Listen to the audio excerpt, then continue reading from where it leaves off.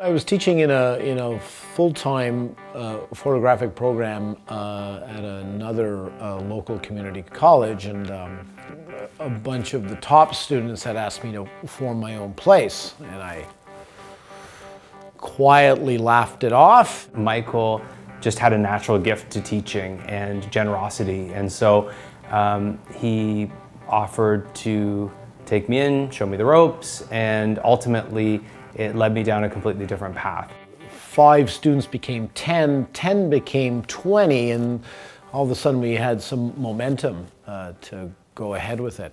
We sort of started to look around and made the attempt in a way to investigate the possibilities of locating a new place, and then we came up upon this place in the Byward Market, and I took a long walk on a hot summer night in July, and made the decision to start a school. And we had 43 days in order to open this place. And what was unique about what was going on was that the students that were coming were entitled, they had a mission, they had a goal, they felt like they were part of something. So they actually were part of physically building the school. They put up the drywall, they put their photographs in the walls as sort of time capsules. And they were the most important part of the process. And as we went forward, we thought, oh, if we could sort of get a year out of this, fantastic. It's now 12 years. So that's how that began. We got on the map part and parcel with that awkward, small, tight, cramped little place in the market. And my role of starting this new place with Jonathan is to bring a part of that. I do not want to ever lose that type of intimate culture that we have there. When you've got class sizes that are often no more than 8 people, you really get a lot of one-on-one attention, and you get a lot of mentoring, direct mentorship. I think you need that level of encouragement to really develop as an artist. Each person and each voice at that school, when you've got a small amount of students, is special. And so each person gets the right to carve out their own space and their own voice. I think what's interesting about my experience is that we all started at the same spot, but after 2 years, we're all in a completely different space. I'm working with 3D technology. I know some of my peers are doing commercial work, some of us are doing probably the most avant-garde photography that there is, but we all started at the exact same spot. And I think that's one of the accolades of the school, is that they don't stop you. They just push you, and they want you to be the best that you are in whatever direction you're going in.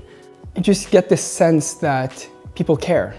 You don't feel like it's a school. It feels more kind of like this little community, a little family that kind of like help each other out, and then it's producing artists. I really like the way that Spao is super student-driven, because I know, like, from me, I can't fully be immersed in something unless I feel like I have a lot of say in it.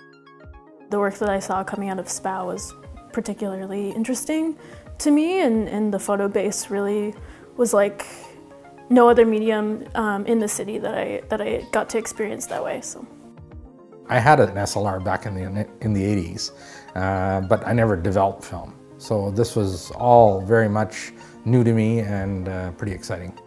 So I came to Spao not so much for the technical part, but I needed really a strong artistic training, and I felt like Spao is something that could give me that. Well, I just retired as a military service person, but when I was in high school, I was very much in the arts, and I kind of deviated from that when I went into the workforce, and now I'm coming back to my roots. And when the opportunity presented itself, which was this summer, I decided to look at a 2-year program, and I'm currently serving as a first-year student. The time in Spao helped me to express better my ideas about what I really want to show to to the world? Like what do I really want to say to the world? I always felt special at Spao. I could tell it was a unique space, and I could tell that I had the opportunity to do really cool things there from the time that I was 15 up to now, over 10 years later. Since finishing at Spao, I kept working as a professional skateboard photographer. So I got to travel throughout North America, working for different brands, companies and athletes, from LA to Detroit, just traveling. That's amazing.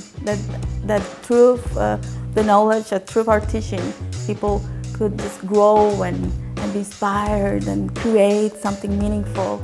My time at Spao was some of the best time I've had learning about photography. The community and the culture at the school is something that I don't think I would have gotten anywhere else, and just created a perfect environment for being open and free and creative. I've been with our Arts Council for 30 years, and I meet artists every day, and that's what keeps me going. And I think that Spao does the same. It's that flow of artists in and out who are coming in, training, and then actually creating, and then going on in a career in the arts. I think it's a brilliant way to go. The value of my career growing and my students seeing that is that they'll be able to see the path that I took. I can help them get off the ground, and no, it's not out of reach. They can make it happen, I'm proof.